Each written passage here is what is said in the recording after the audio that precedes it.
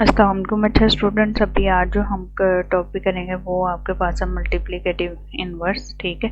अच्छा, multiplicative inverse क्या होता है? मल्टीप्लिकेटिव इनवर्स तो अभी यहाँ पे ये जो है ये मॉड्यूलर मल्टीप्लिकेटिव इनवर्स है। ठीक है। पहले हम देखते हैं सिंपल मल्टीप्लिकेटिव इनवर्स क्या होता है। जब आप दो नंबर्स को मल्टीप्लाई करें और उनका आंसर जो है 1 के इक्वल हो, तो इसका क्या मतलब है कि पहले नंबर का दूसरा नंबर जो है मल्टीप्लिकेटिव इनवर्स है। ठीक है। अब यहाँ पे मैं कहती हूँ एक वैल्यू मेरे पास ए है। ठीक है। तो इसका मल्टीप्लिकेटिव इनवर्स क्या होगा? 1 डिवाइडेड बाई ए। ठीक है। क्योंकि ए से क्या हो जाएगा? डिवाइड हो जाएगा और यहाँ वहाँ पे फिर 1 आपका आंसर आ जाएगा। तो यहाँ पे कोई भी नंबर उसका सिंपल मल्टीप्लिकेटिव इनवर्स करें तो उस नंबर को उसी नंबर से डिवाइड करेंगे तो वो उसका मल्टीप्लिकेटिव इनवर्स होगा। ठीक है। जैसे 5 का जो है मल्टीप्लिकेटिव इनवर्स होगा 5 माइनस 1। -5 माइनस 1 आपका इक्वल हो जाएगा 1 डिवाइडेड बाई 5 के। तो यहाँ पे 5 को 5 से डिवाइड करेंगे और ये आपका इक्वल टू 1 आ जाएगा। ये था सिंपल मल्टीप्लिकेटिव इनवर्स।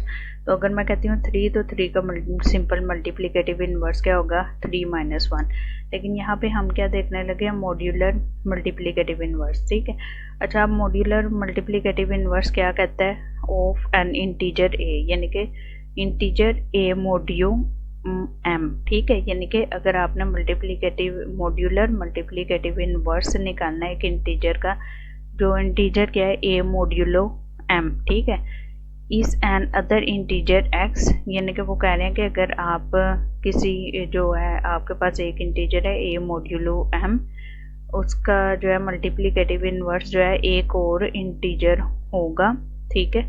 जिसे हम क्या कहते हैं? एक्स। तो वो किस तरीके से होगा? क्या फार्मूला है उसका? A multiply by X is equal to 1 mod M.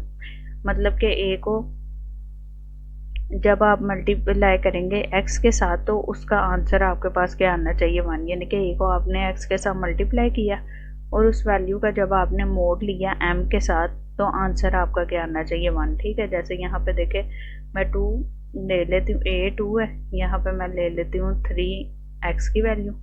ठीक है। यहाँ पे मैं कर लेती हूँ 1 और ये आपका क्या आ जाएगा? मोड, और यहाँ पे हम ले लेते हैं m। ठीक है। 5। ठीक है। हम ले लेते हैं 5। अब ये देखें 2 मल्टीप्लाई बाई 3 क्या हो जाएगा? 6।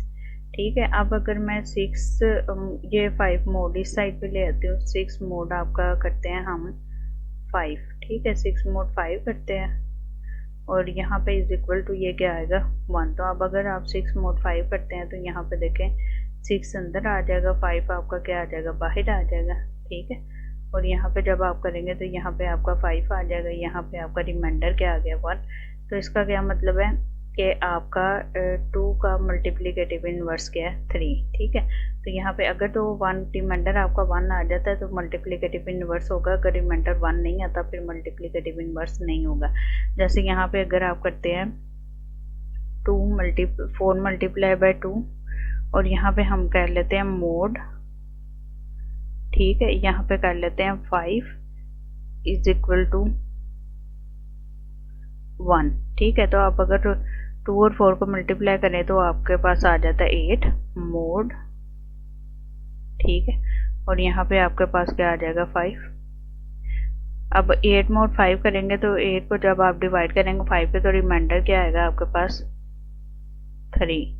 ठीक है। तो इसका मतलब कि जो 2 है वो 4 का मल्टीप्लिकेटिव इनवर्स नहीं है। ठीक है। और इसे हम मोस्टली लिखते कैसे हैं? a minus 1 mode m। ठीक है। अच्छा, अब यहाँ पे देखें आपके पास कंडीशन जो उन्होंने बताई हैं जो मस्ट फॉलो होनी चाहिए आपका दो नंबर्स के आपस में मल्टीप्लिकेटिव इनवर्स होने के लिए। ठीक है। अच्छा, अब यहाँ पे देखें a और m मस्ट भी को प्राइम का क्या मतलब होता है कि ए और एम यहाँ पे को प्राइम यानी कि रिलेटिवली प्राइम हो। ठीक है। रिलेटिव प्राइम कब होते हैं? दो नंबर जब उनका ग्रेटेस्ट कॉमन डिवाइजर जो है वो 1 होता है। अच्छा, इसका क्या मतलब है?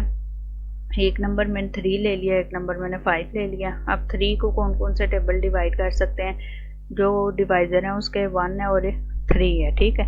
अब 5 कौन कौन सा टेबल जो है 5 को डिवाइड कर सकते हैं, 1 और 5, ठीक है। अब इन दोनों का कॉमन डिवाइज़र कौन सा है, यहाँ पे भी 1 है, यहाँ पे भी 1 है, कॉमन डिवाइज़र हमारे पास क्या आ गया 1। तो ग्रेटेस्ट कॉमन डिवाइज़र हमारे पास 1 आ गया। तो इसका मतलब क्या 3 और 5 आपस में क्या रिलेटिवली प्राइम है। अगर तो दोनों का ग्रेटेस्ट कॉमन डिवाइज़र 1 आता है किसी नंबर का, तो इसका मतलब क्या वो आपस में रिलेटिवली प्राइम है। इसी तरीके से 6 और 3 को देख लेते हैं। 6 जो है 1 के टेबल पे भी आता है, 2 के टेबल में भी, 3 के टेबल पे भी। 3 को देखें तो 1 पे आता है और 3 पे आता है, ठीक है। लेकिन आप देखें 6 में और 3 में दोनों में जो है कॉमन जो है डिवाइज़र कौन कौन से हैं। इसमें 1 भी है, 3 भी है, इसमें भी 1 भी है और 3 भी है। तो कॉमन डिवाइज़र कौन से होंगे 1 और 3, और ग्रेटेस्ट कॉमन डिवाइज़र क्या होगा 3, ठीक है। यहाँ पे ग्रेटेस्ट कॉमन डिवाइज़र जो है 1 नहीं है, इस वजह से 6 और 3 जो है आपस में रिलेटिवली प्राइम नहीं है, ठीक है। उसके बाद यहाँ पे दूसरी कंडीशन क्या है, एक तो क्या होगा दोनों नंबर आपस में रिलेटिवली या को प्राइम हो, मतलब कि उनका जो मॉड्यूलस यानी कि आप जब उनका जीसीडी लें, ठीक है, तो वो इक्वल टू किसके आए 1 के आए। अच्छा, अब यहाँ पे m जो है ग्रेटर देन 1 होना चाहिए, ठीक है। उसके बाद a जो है आपका 0 के इक्वल नहीं होना चाहिए, ठीक है। और अगर ये तीनों कंडीशन m ग्रेटर देन 1 होना चाहिए और a जो है 0 के इक्वल नहीं होना चाहिए, ठीक है। तो ये तीनों कंडीशन अगर आपकी मीट करते हैं तो फिर आपका जो है इन्वर्स एग्जिस्ट करता है, अदरवाइज जो है इन्वर्स एग्जिस्ट नहीं करेगा, ठीक है। नीचे यही बताया कि अगर आप जीसीडी a और m का लेते हैं और वो 1 के इक्वल नहीं आता तो फिर दोनों नंबर आपस में, इसका क्या मतलब है कि मॉड्यूलर इन्वर्स जो है एग्जिस्ट नहीं करता है, ठीक है। अच्छा, अब मेथड आपके पास 2 मेथड हैं, एक ब्रूट फोर्स मेथड है और दूसरा मेथड है आपके पास एक्सटेंडेड यूक्लिडियन एल्गोरिदम, ठीक है। अच्छा, इसे हम जो है फर्दर देखते हैं कि दोनों में हम किस तरीके से दोनों को यूज़ करते हुए मॉड्यूलर इन्वर्स जो है वो फाइंड करते हैं, ठीक है।